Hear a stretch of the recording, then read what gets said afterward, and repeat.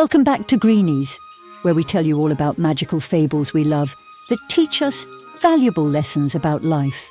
Oh, Lillian, do you remember that time we taught our grandkids about the importance of telling the truth? It reminds me of a story of a boy, some sheep, and one very sneaky wolf. Ah, yes, the Great Sheep Heist. It's an exciting tale, full of important lessons.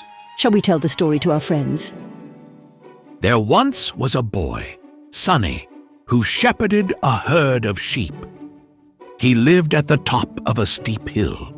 Each morning, he'd wake to tend to the pasture. He'd count the sheep to make sure they were all there, and spend the rest of the day watching the sheep. The sheep never did much. They'd just graze and sleep and graze again, and sleep some more. Once Sonny thought he saw the sheep playing. But alas, there was just more grazing. The sheep spent their days lazily eating grass. Sonny believed he was the most bored boy of all, with only dull sheep to keep him company. Every year, Sonny and his mother sheared the sheep. His mother used the wool to knit cozy sweaters. They were the finest sweaters in the town. Sonny and his mother would travel down the hill and sell the sweaters to all their friends in town. They would wait hours to buy the magnificent sweaters. They were the softest, comfiest sweaters ever. They came in all sorts of shapes and sizes, and were decorated with bright colors and details.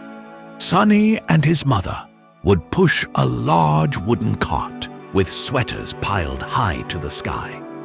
They'd set up on the corner to sell. Sally the baker bought a bright pink sweater. Paul the lumberjack bought a red and black scarf. Even grumpy Mr. Lace bought a sweater. The townspeople would wear their knits with pride, showing off their flashy new looks. At day's end, Sonny pulled the cart up the hill. Sonny was tired from the exciting day. But when he got home, all he was met with was sheep. He wanted adventure and exhilaration in his life. As Sonny sat, he came up with a sneaky plan. When the sun rose the next morning, the sheep lazily awoke from their slumber. Sonny ran and almost tumbled down the hill. "Wolf!" Sonny shouted. "There is a giant wolf with sharp teeth and claws." He knocked on every door and shared his plea. "He's coming for my sheep!" Sonny cried. The townsfolk heard Sonny's loud, urgent cries. Mr. Wiggins grabbed his walking stick tight. "Let's go!" he shouted with a face full of fright. Sally dropped her basket of bread. "Oh, dear me, a wolf," she said. They rushed up the steep hill, sweat dripping from their worried brow. Even old Miss Shirley joined the ranks. They climbed until they made it to the very top. Is there really a wolf? Could it be true? Sonny led the way for the scared followers. They reached the top, all breathless and red, all but Mrs. Shirley, who was still making her way. "Where is the wolf?" Mr. Wiggins asked. Sonny pointed, eyes wide and hand shaking. The townsfolk approached with terror in their hearts. Mr. Wiggins bravely approached the dark figure.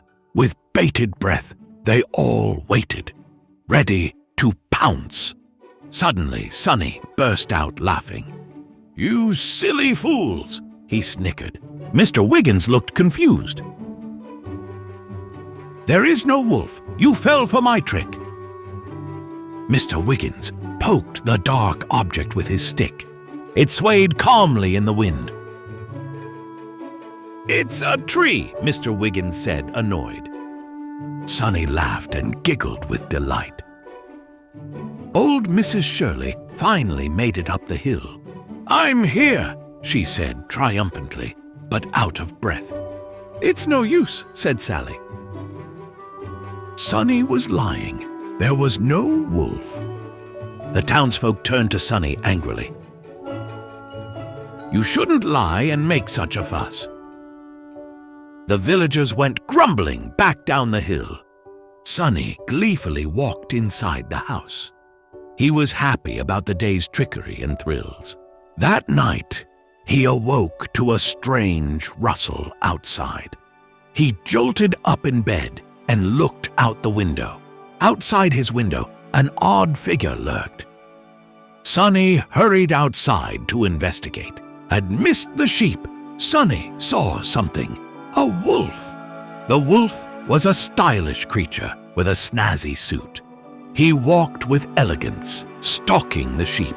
"Who are you?" Sonny whispered in fear. "I'm Wallace the Wolf, the fanciest wolf in the land." Sonny looked in fear at the tall creature. "I've seen your sweaters all around," Wallace said. Sonny looked confused. "I'm a fashion-forward wolf," he said. "I'm here to steal all of your sheep," he continued. Sonny didn't know what to do. "I want to take all the sweaters for myself. No one can look as fashionable as me." Wallace began to snatch up the sheep. Sonny rushed and tumbled down the hill, shouting at the top of his lungs. "Help! Help! There's a fashionable wolf!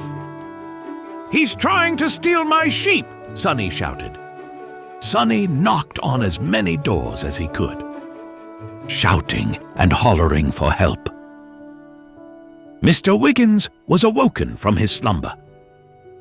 When he heard Sonny, he didn't even lift a finger.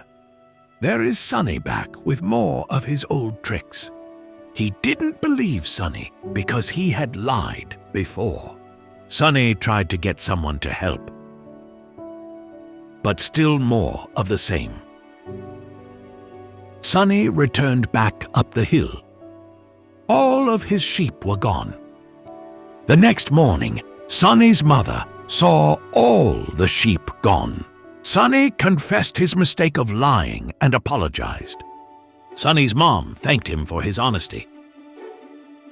Then they went to the forest to search for the lost sheep together. After searching all day, they found the wolf. He was busy knitting sweaters from the sheep's wool. Sonny's mom talked to the fashion-forward wolf and made a deal. They would knit sweaters together. Sonny learned it's better to tell the truth, or no one will believe you when it matters most. So, in the end, the boy found out the hard way that trust is like a fragile glass. It's easy to break, but very hard to mend. Exactly, Lillian. So kiddos, always be truthful, because once trust is lost, it's a tough thing to get back. Thank you for listening to today's wonderful fable about the great sheep heist. We can't wait for next time. And remember to like this video and subscribe to our channel for more stories like this.